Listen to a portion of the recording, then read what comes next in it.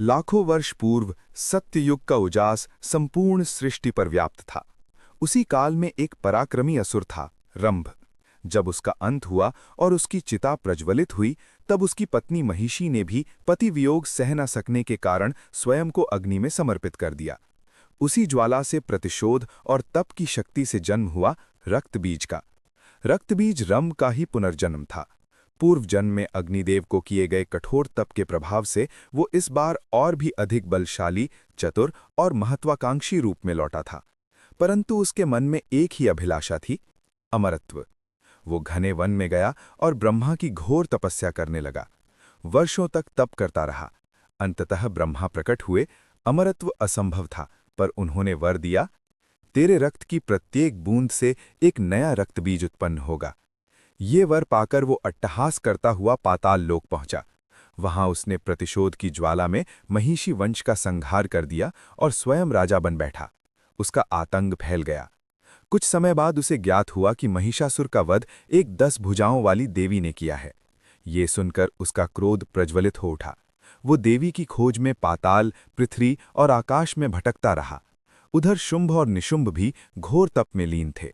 ब्रह्मा से उन्हें वर मिला कि उनका वध केवल एक परम शक्तिशाली स्त्री कर सकेगी।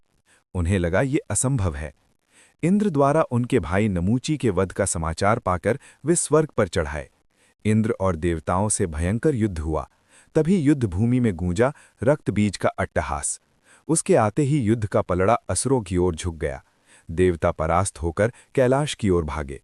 कैलाश पर उन्होंने महादेव से सहायता मांगी, पर वे समाधि में थे। तभी देवी पार्वती बाहर आईं। उसी समय चंड और मुंड ने उन्हें देखा और मोहित होकर शुंभ को सूचना दी। विवाह प्रस्ताव भेजा गया और अस्वीकार होने पर बलपूर्वक लाने का आदेश। जब असुर सेना कैलाश पहुंची और अपमान करने लगी, तब देवी पार्वती के भीतर प्रचंड क्रोध जागा। उसी क्षण दुर्गा की दिव्य शक्ति उनके भीतर प्रवाहित हुई। उनका रूप परिवर्तित हुआ। वे विकराल, श्याम वर्ण, प्रचंड नेत्रों वाली काली बन प्रकट हुईं।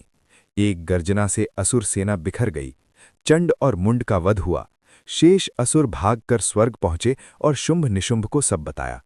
तब उन्होंने रक्तबीज को भेजा। कैलाश पर पुनः अट्टहास गूंजा। रक्तबीज और काली का महायुद्ध प्रारंभ हुआ। देवी के हर वार से रक्त गिरता और प्रत्येक बूंद से नया रक्तबीज जन्म ले लेता। युद्ध भयानक होता गया।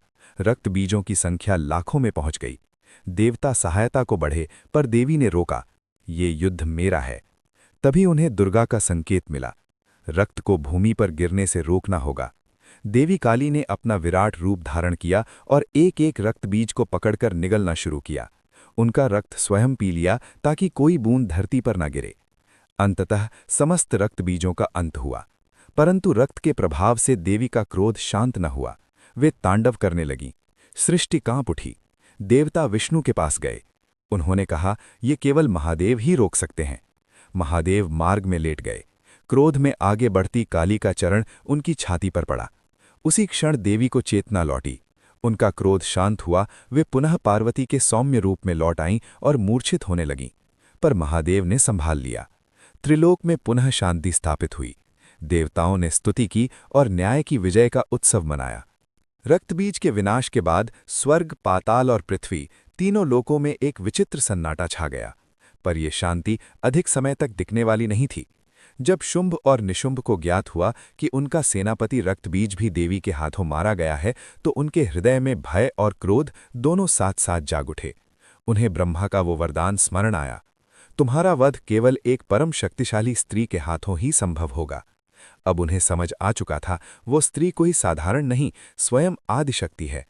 क्रोध से उबलते हुए उन्होंने समस्त असुर सेना को एकत्र किया और कैलाश की ओर प्रस्थान किया। आकाश में असंख्य रथ, शूल, गदा और तलवारें चमकने लगीं। तीनों लोकों में पुनः युद्ध की आहट गूंज उठी। देवताओं ने ये दृश्य देखा तो वे भयभीत होकर पुनः देवी की शरण में आए। उसी समय देवी पार्वती के भीतर से पुनः वही दिव्य तेज प्रकट हुआ। उनके सौम्य रूप से प्रकाश की एक ज्योति निकली और वो ज्योति आकाश में फैल गई। उसी ज्योति से अनेक शक्तियां प्रकट हुईं। देवताओं की शक्तियां जो देवी के अंश से मूर्त रूप ले चुकी थीं। उनके मध्य पुनः प्रकट हुई महाशक्ति चंडिका। देवी का स्वर गूंजा, अधर्म का अंत आज होगा। युद्ध प्रारंभ हुआ। निशुंभ पहले आगे बढ़ा। वो अत्यंत बलशाली था। उसने अपनी गदा से पर्वत समान प्रहार किए, पर देवी ने सहज भाव से उसके वारों को विफल कर दिया। उनके त्रिशूल का एक भीषण प्रहार निशुंभ के वक्ष में लगा। वो गिरा, पर तुरंत उठ खड़ा हुआ। उसके शरीर से अनेक रूप निकलने लगे, पर देवी ने एक ही वार में उसके हृदय को बेध दिया।